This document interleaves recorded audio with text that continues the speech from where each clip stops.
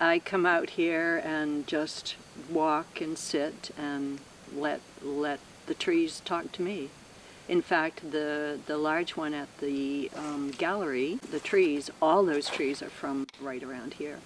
I will see something, an image or a design or whatever, and I'll just let it sit in my mind. And then when I go to work on it, it's like it has a life of its own. So I'll change it, I will alter it, I will delete, I will add. Would it be appropriate to call them almost like windows into this kind of imagined world? Well, that's a good way to put it, for sure. Yes, it's exactly what it is. It's just taking a moment in time and making it bigger than it is.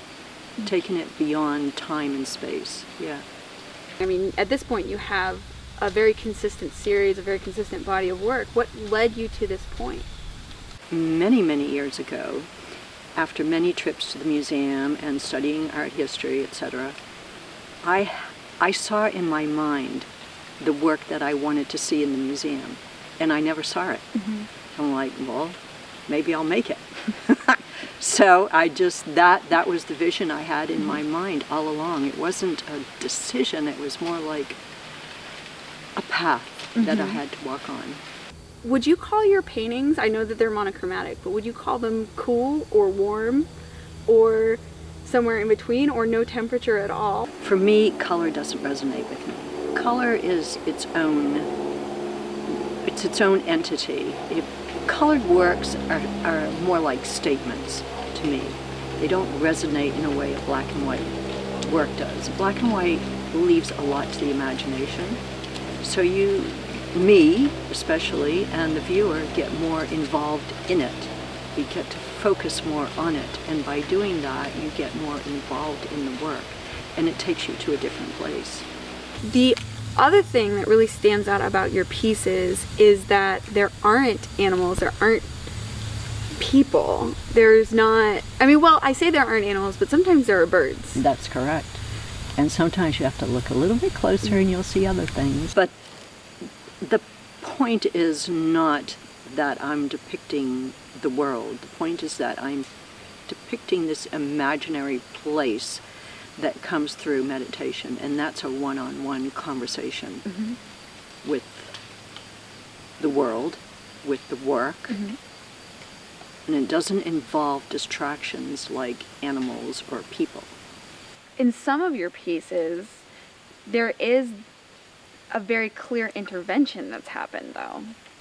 So I'm thinking specifically of the one with the tree that's kind of bare on the bottom and then has all of the leaves on top, and that one's very centrally placed, and it's very purposeful the way that that was drawn, and I know that there's a story to that one. The Arbavita. Yeah. So that was a group of trees that were apparently gnawed on by the deer, and it created this beautiful design. So there's a sense of time. There's a sense of time, there's a sense of the young and the old in one. There's a sense of decay with, for instance, the fence posts.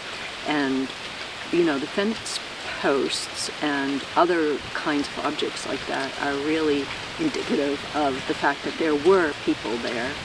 So that people leave their mark on the landscape, but that wasn't the reason I chose to do that particular image.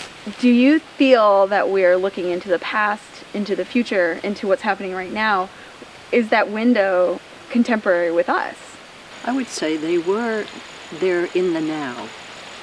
And the now is always affected by the past and perhaps by the future, because when you look at the work, you're really transcending the moment of the subject. You're moving into a time and space.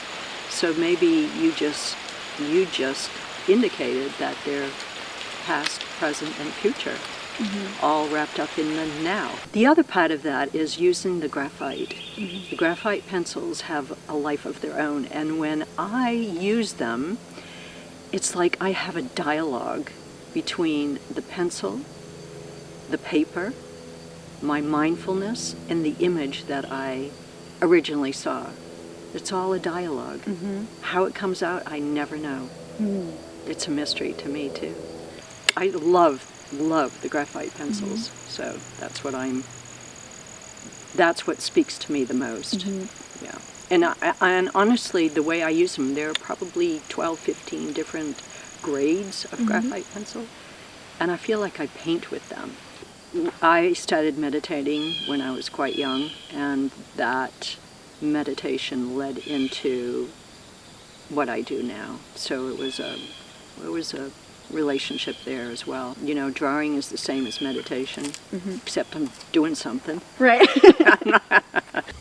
The art was also always part of your life, and you have an artistic family as well, so there was a space for you to kind of explore this from a young age. Yes, very true. I started creating when I was quite young. As I mentioned earlier, my father taught me how to draw. I still remember that. It was sitting in the dining room in Boston, and I think there was a hurricane outside, or my memory might be playing tricks on me, but yes, and I'll never forget that moment. It was like an aha moment when he was teaching me what he was teaching me. It was very, very special.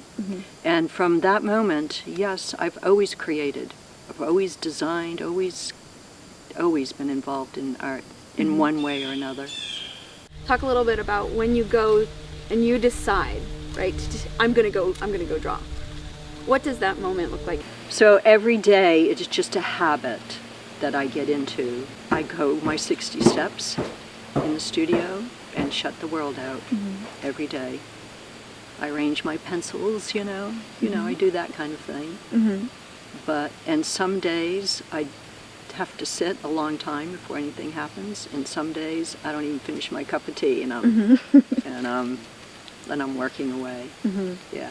What would you say that this past few months and the works that you created in that time, while we're thinking about the pandemic and everything that's going on in the world, do you think that those pieces are different in a substantial way from the pieces that you did before, or was there something new that you developed through the course of working on them? I don't think there was anything new. I think it was just more of an evolution. But the pandemic is like always in the background. It's always a sadness in the background. In the studio, I can let that sadness go and just focus on the work. It takes you out of the drama of the day and reminds you of what's really real. This will pass, the pandemic will pass, hopefully quickly. But yeah, it reminds you every day to live in the moment. Are you seeing more of the natural world, these kind of imagined landscapes in the art that you experience, I guess, in the wild at galleries and other places, or do you think that your work is fitting somewhere differently? I think everybody is unique, and the work that they do is unique, and it should be unique to them. I don't compare myself to anybody, but I don't see anybody doing what I do, probably because what I do is really kind of very detailed, time-consuming, and takes a lot of patience.